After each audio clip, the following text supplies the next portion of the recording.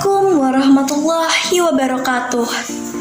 Perkenalkan, nama saya Wajihan Khalidazia. Saya dari kelas 9F. Nama saya Yudhakta Nadia. Nama saya Zabila Zahra. Nama saya Anissa Dwi Syahrani.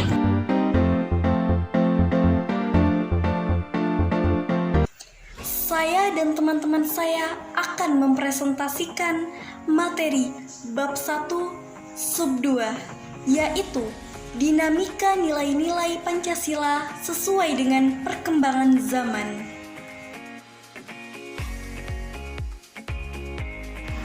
Hakikat ideologi terbuka. Surjanto Puspodoyo mengemukakan bahwa ideologi merupakan konsep pengetahuan dan nilai yang secara keseluruhan menjadi landasan bagi seseorang atau masyarakat untuk memahami jagat raya dan bumi.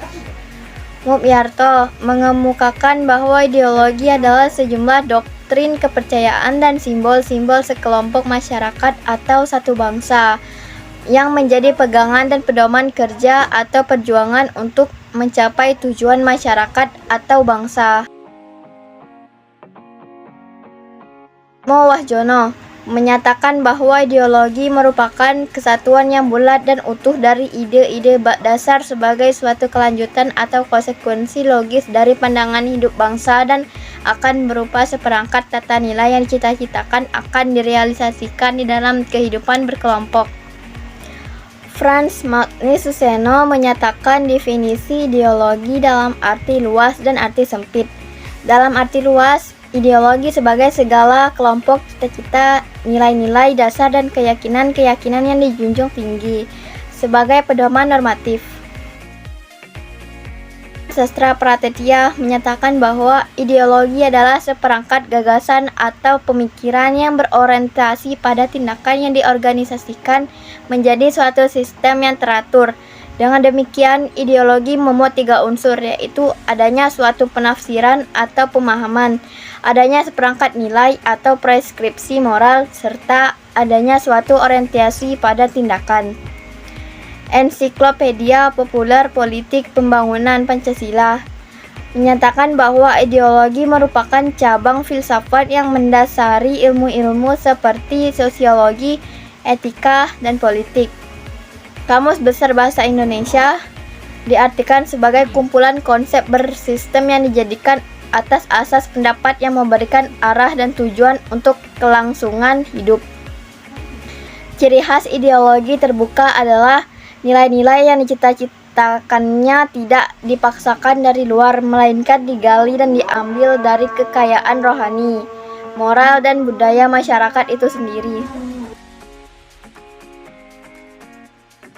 Berdasarkan uraian di atas, ideologi Pancasila mengandung nilai-nilai sebagai berikut. Nilai dasar yaitu kelima hakikat Pancasila. Berdasarkan nilai-nilai dasar tersebut bersifat universal, sehingga di dalamnya terkandung cita-cita, tujuan, serta nilai-nilai yang baik dan benar. Nilai dasar Pancasila selanjutnya dijabarkan dalam pasal-pasal UUD 1945.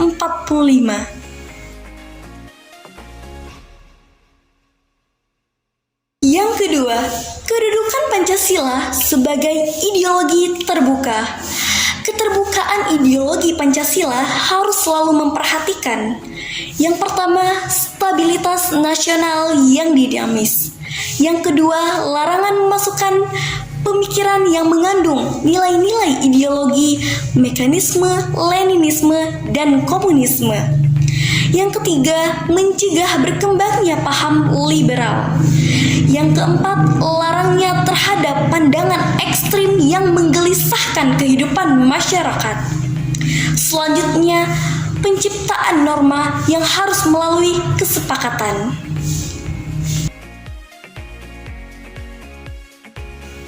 Adapun perwujudan nilai dasar Pancasila sebagai ideologi terbuka tersebut adalah sebagai berikut.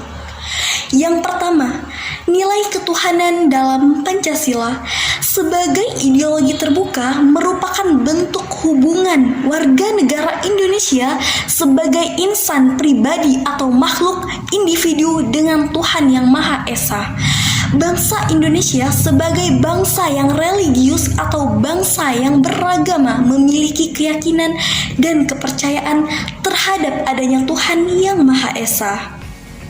Yang kedua, nilai kemanusiaan dalam Pancasila harus dijalin sikap kekeluargaan dan tolong-menolong antar sesama manusia, antar golongan maupun antar bangsa.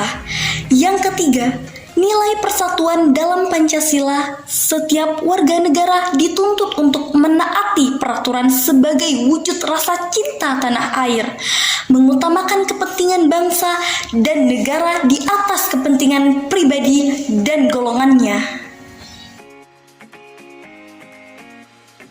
Keempat, nilai kerakyatan dalam Pancasila. Setiap warga negara memiliki hak dan kewajiban untuk ikut serta dalam pemerintahan. Kelima, nilai keadilan Pancasila. Setiap warga negara dituntut untuk meningkatkan taraf hidupnya yang lebih baik dengan berusaha bekerja keras, menerapkan pola hidup sederhana, berlaku adil, serta menghargai karya orang lain.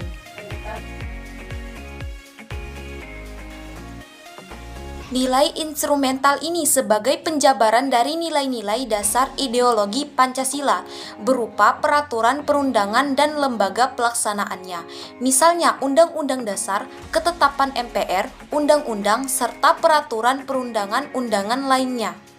Nilai praksis merupakan realisasi dari nilai-nilai instrumental berupa suatu pengalaman nyata dalam kehidupan sehari-hari, dalam bermasyarakat, berbangsa, dan bernegara. Pancasila sebagai ideologi terbuka secara struktural memiliki 3 dimensi. Adapun ketiga dimensi Pancasila tersebut diantaranya sebagai berikut. Dimensi idealisme. Dimensi ini menekankan bahwa nilai-nilai dasar yang terkandung dalam Pancasila yang bersifat sistematis, rasional, dan menyeluruh itu pada hakikatnya bersumber pada filsafat Pancasila. Ideologi mengandung cita-cita yang ingin dicapai dalam berbagai bidang kehidupan masyarakat, berbangsa, dan bernegara. Dimensi normatif. Dimensi ini mengandung pengertian bahwa nilai-nilai yang terkandung dalam Pancasila perlu dijabarkan dalam suatu sistem norma. Artinya, Pancasila yang terkandung dalam pembukaan Undang-Undang Dasar Negara Republik Indonesia tahun 1945 merupakan tertib hukum tertinggi dalam negara Republik Indonesia, serta merupakan pokok kaidah negara yang bersifat fundamental.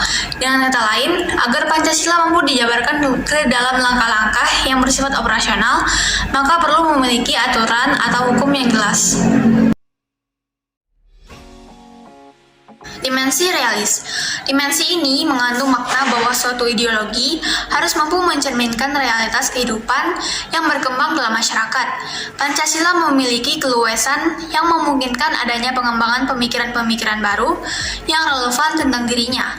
Pancasila harus mampu dijabarkan dalam kehidupan masyarakatnya secara nyata, baik dalam kehidupan sehari-hari maupun penyelenggaraan negara. Sekian materi yang dapat kami sampaikan dari kelompok 2. Mohon maaf jika ada kekurangan dalam penyampaian materi dan jika ada kata-kata yang kurang berkenan, mohon dimaafkan. Terima kasih. Wassalamualaikum warahmatullahi wabarakatuh.